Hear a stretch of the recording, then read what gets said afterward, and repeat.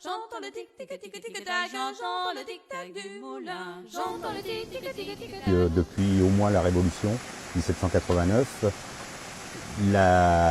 cette famille à qui appartenait le moulin, les générations se sont succédées. Et l'anecdote, c'est qu'à chaque génération, il a changé de nom, parce que c'est toujours les filles du meunier épousaient un meunier. Donc il a changé de nom à chaque génération.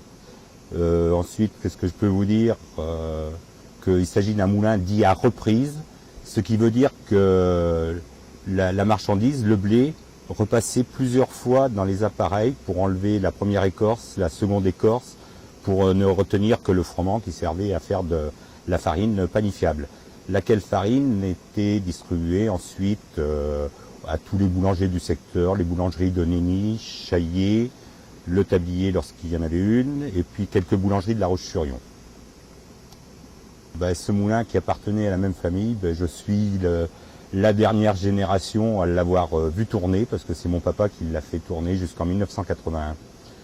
Donc ce moulin, jusqu'aux années précédant la guerre 14-18, il tournait qu'avec la force de l'eau.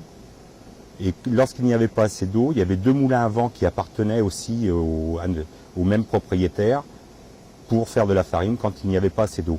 Donc après la guerre 14-18, il a été installé un moteur diesel pour remplacer les moulins à vent parce que ça faisait trop de déplacements de marchandises, etc. C'était pas commode. Et donc il a tourné avec cette adjonction de moteur diesel jusqu'au début des années 50. J'entends le tic-tic-tic-tic-tac, j'entends le tic-tac du moulin.